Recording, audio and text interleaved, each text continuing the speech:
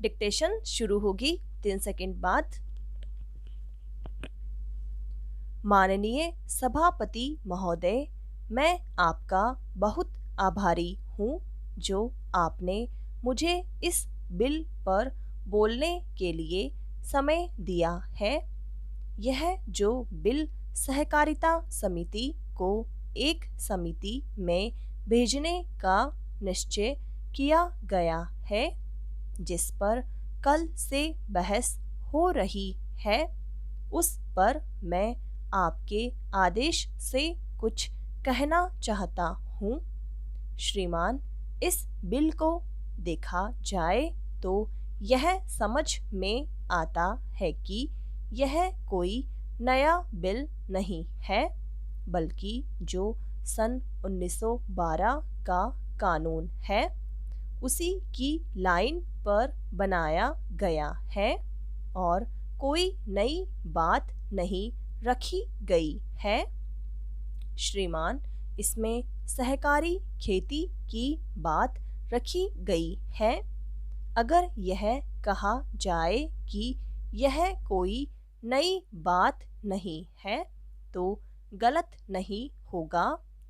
जहाँ तक सहकारी खेती का संबंध है तो उसकी तरफ जनता और विशेषकर किसानों का बिल्कुल कोई झुकाव नहीं है और उनका झुकाव न होने के कारण उन्होंने उसे उस सीमा तक नहीं अपनाया जितनी सरकार को आशा थी। श्रीमान, आपको मालूम है कि नागपुर कांग्रेस में यह प्रस्ताव पास हुआ है कि सहकारी खेती कराई जाए। पूरे देश में इस समय इसका जोर चल रहा है और इसको लाने के लिए न मालूम इसके कितने रूप रखे गए हैं। यह कहा गया है कि इसके अंदर कोई जोर नहीं है। अभी एक माननीय सदस्य कह रहे थे कि राजनीतिक पार्टी के लोग यहाँ पर सहकारिता के संबंध में कुछ कहते हैं और बाहर किसानों से कुछ और ही कहते हैं। वे किसी से यह भी कहते हैं कि तुम्हारी जमीन छिन जाएगी। मैं यह निवेदन करना चाहता हूँ कि यह जो कहा गया है और किसानों के अंदर जो भावना पैदा होती है वह इस बिल से साफ स्पष्ट होती है कि वह गलत भावना नहीं है। मैं यह जानता हूँ कि जब किसान पार्टी का जोर बढ़ा और किसानों की आवाज़ ऊंची हुई तो सरकार ने और हमारे नेताओं ने यह कहना शुरू कर दिया कि हम सहकारी खेती को किसानों के ऊपर लादना नहीं चाहते, बल्कि यह तो किसानों की इच्छा पर है। लेकिन इसके साथ ही साथ एक बात मैं पहले भी निवेदन कर चुका हूँ और फिर भी निवेदन करना चाहता हूँ कि नेताओं का अपना विचार होना चाहिए। किसी सभा में जब यह कहा गया कि यह जो सहकारी खेती शुरू की गई है यह तो अंत में सामूहिक खेती की तरफ ले जाएगी। माननीय सभापति महोदय, उन्होंने साफ कह दिया कि अगर सामूहिक खेती होती है तो इसमें भी मुझे कोई आपत्ति नहीं है।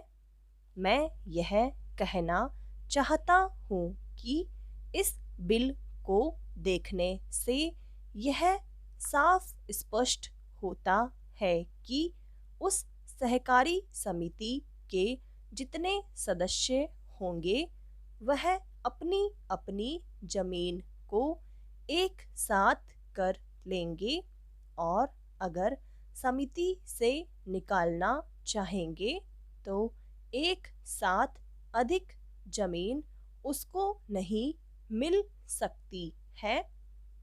इस बिल के संबंध में इस सदन के सरकारी दल वाले लोगों ने और विरोधी दल के लोगों ने बहुत सी बातें कही हैं। जैसा कि यह बिल है, इसको अभी समिति के सामने विचार के लिए जाना है और वहाँ से विचार होने के बाद यह इस सदन के सामने फिर से विचार के लिए पेश किया जाएगा।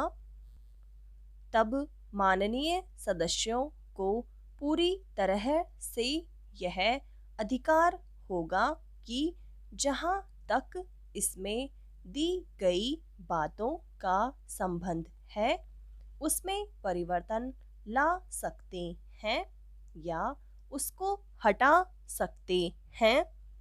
कल से जो बातें हो रही हैं वह सब नोट की गई हैं और मैंने बहुत सी बातों को सुना है।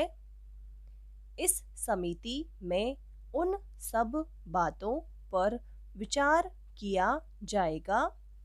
बहुत से माननीय सदस्यों ने इस तरह की बातें कही हैं, वह बहुत आवश्यक मालूम हुई हैं और जैसा कि मैंने कहा है उन पर विचार किया जाएगा।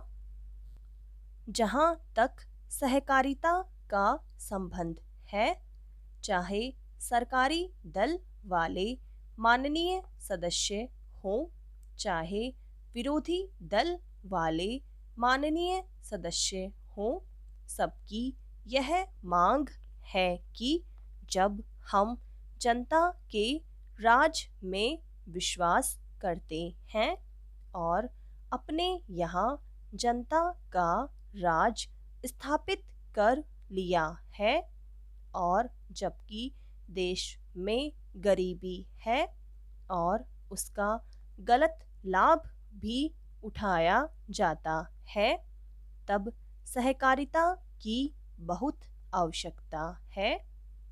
इसको रोकने की आवश्यकता है। यह सभी लोगों की राय है।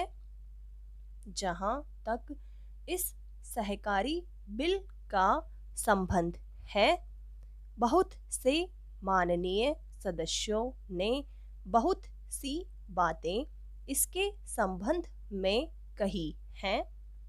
मैं सब बातों का विवरण में तो उत्तर नहीं दे सकता हूँ, लेकिन मैं थोड़े में विशेष बातों का उत्तर देने का प्रयत्न करूँगा। जैसा मैंने अभी कहा, जब हमने अपने यहाँ जनता का राज स्थापित किया है तो हमें अपने समाज के ढांचे को बदलना पड़ेगा। हमारे यहाँ गरीबी और अमीरी चली आती है। हमारे देश में एक गहरी खाई चली आती है और आज भी समाज में गलत लाभ उठाया जाता है। समाप्त।